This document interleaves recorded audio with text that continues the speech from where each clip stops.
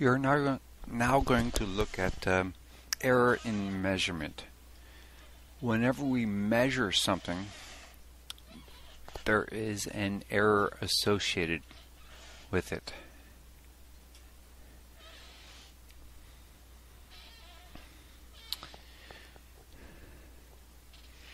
The error we measure as two things: precision and accuracy. Precision is a measure of reproducibility, how much agreement there are between measurements.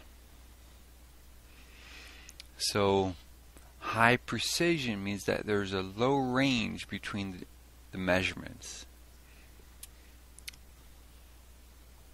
and poor precision means there's a big range between individual measurements.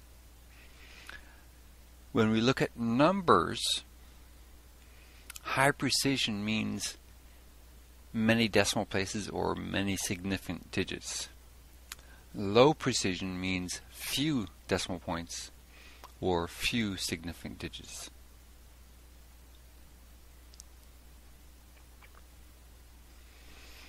Accuracy is how close the measurement is toward the accepted or true value.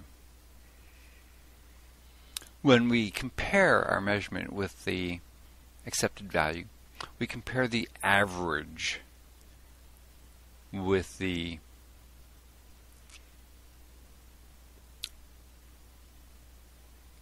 accepted value. So a good accuracy, a high accuracy, means that we are close, our measurement is close to the accepted value. A low accuracy means our value is far away from the accepted value.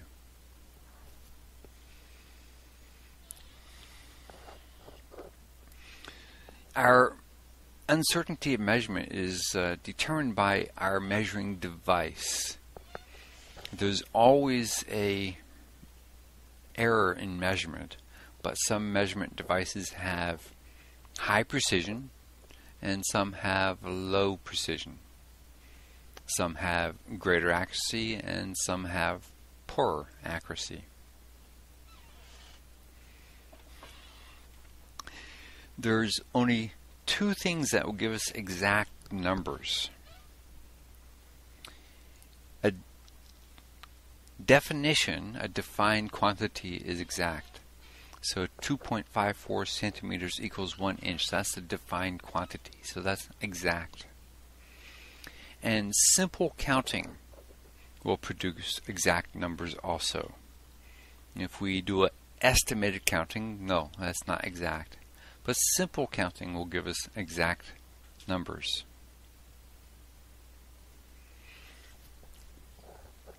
So in these dartboards, an example of accuracy and precision. The left one is accurate, it's on the bullseye, and it's precise. The measurements or the darts are all grouped together. The middle one is precise. The darts are grouped together, but it's not accurate. It's far away from the bullseye. And the right one is very low precision. The darts are all over the board, and it's relatively low accuracy. The average is still not going to be close to the bullseye.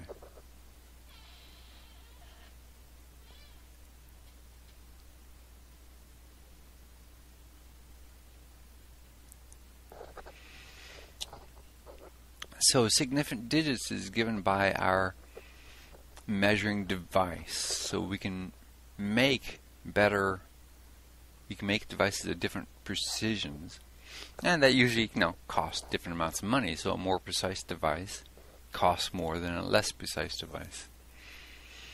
We have two types of devices: analog and digital.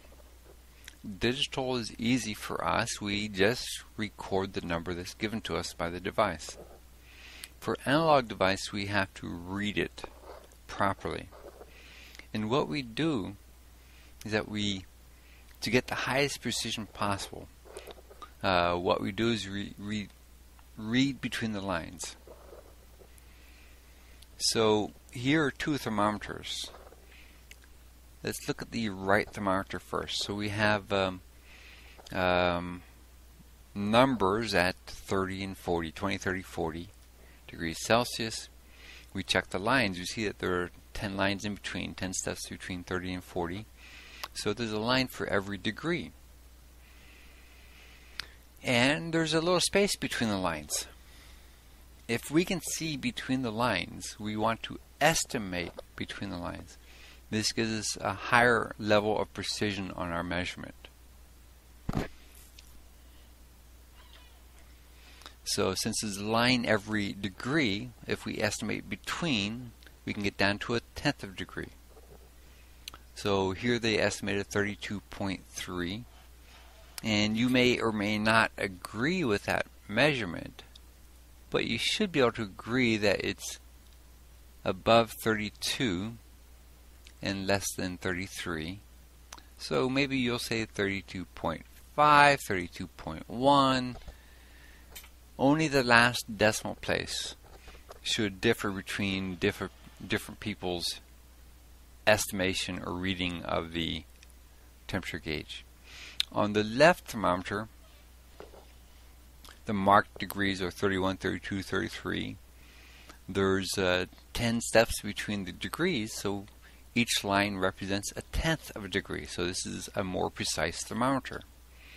Since we have lines for tenths of degrees, when we estimate between the lines, we can get down to 1/100th of a degree.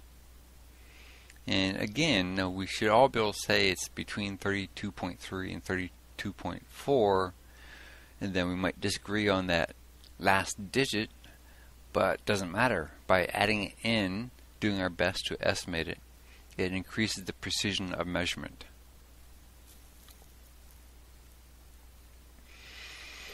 We have a couple different ways of handling error in our measurements. Significant digits is the simplest of the methods, which is why we're using it. We can show the error in terms of a plus-minus number. So if we have 10.0 plus minus 0.5 centimeters, that's showing the full range that the true value is expected to be in. So that could be from 9.5 up to 10.5. Now, in our significant digit process, we're usually assuming that we have a plus minus 1 in that last digit. We don't really have to worry about the value, but only it's our last digit that should have some error in it.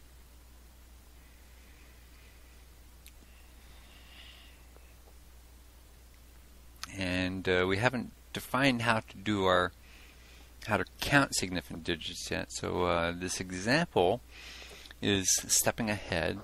So if we have 2340 meters, that zero is questionable. When we use zeros like this, they usually mean that we did not measure down to the single meter. So that means that the last measured value would be the 4. That means 4 tenths of meters. A plus or minus 1 means that we can go from 30 meters up to 50 meters for that last digit. So the whole range for this measurement might be somewhere from 2330 meters to 2350 meters.